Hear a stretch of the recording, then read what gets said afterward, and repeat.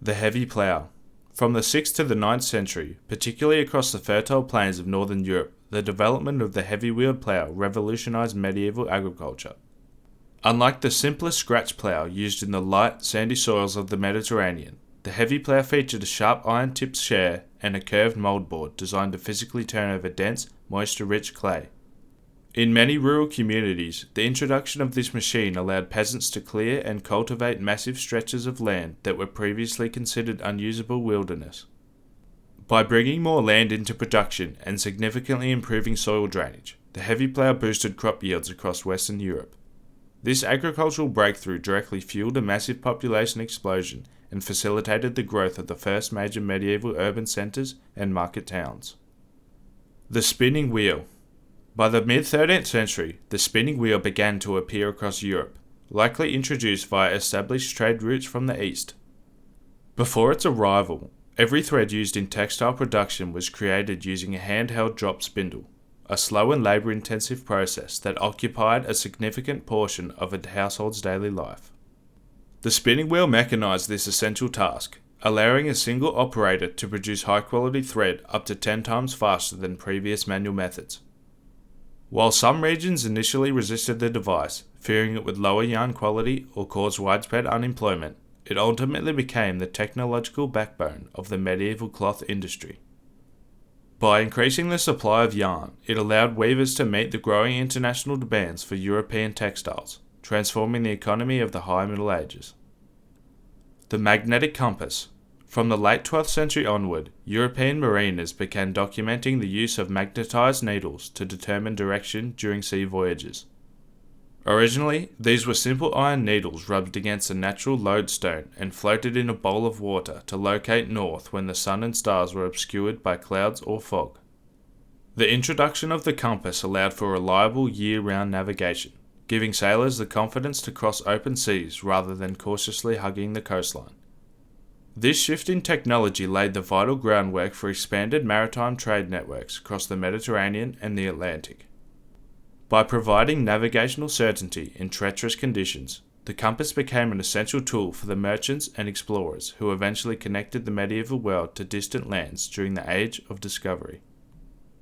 The wheelbarrow. During the 13th century, the wheelbarrow emerged as a common and indispensable tool on construction sites and farms across Western Europe. While it appears simple in design, the strategic addition of a wheel to a traditional two-person handbarrow allowed a single labourer to transport heavy loads of stone, mortar, or grain without assistance. By shifting the weight of the load onto the wheel, it significantly reduced labour requirements and increased the speed of massive infrastructure projects.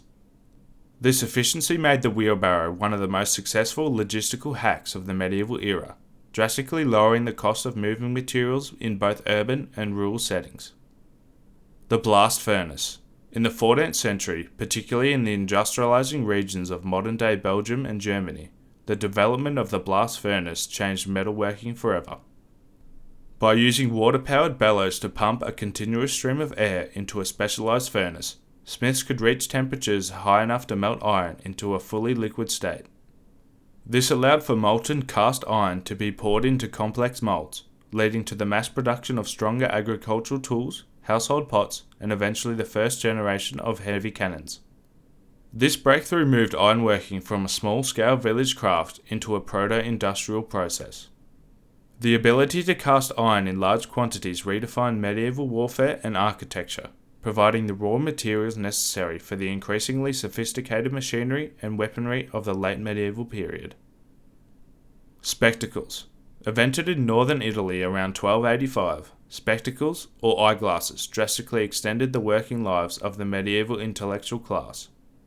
These early visual aids consisted of two convex lenses riveted together to sit on the bridge of the nose, specifically designed to correct the effects of farsightedness.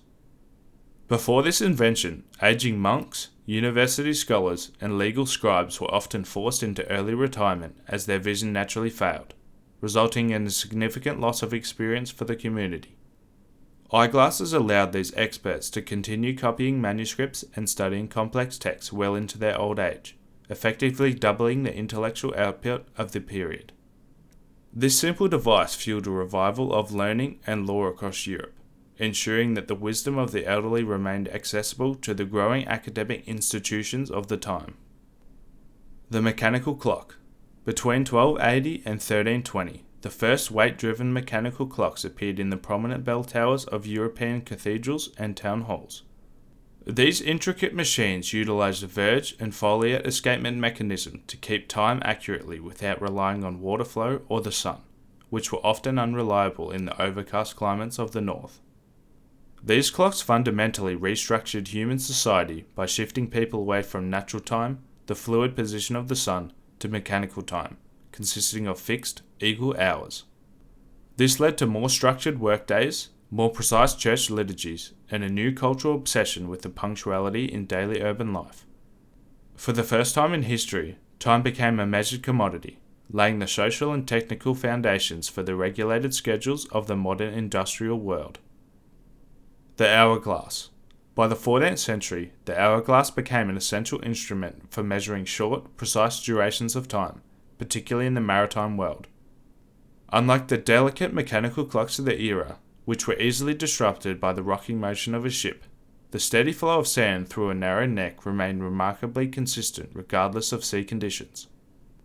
Sailors relied on the hourglass to time their watches and to help calculate the ship's speed through the water using a log line. On land, they were commonly adopted by the clergy to strictly time their sermons and university professors to time their lectures, ensuring they provided sufficient guidance without exceeding their allotted time. It was the world's first truly portable and durable timer, functioning reliably where other devices would fail. That's all for this video. If you enjoyed it, make sure to look out for the next one.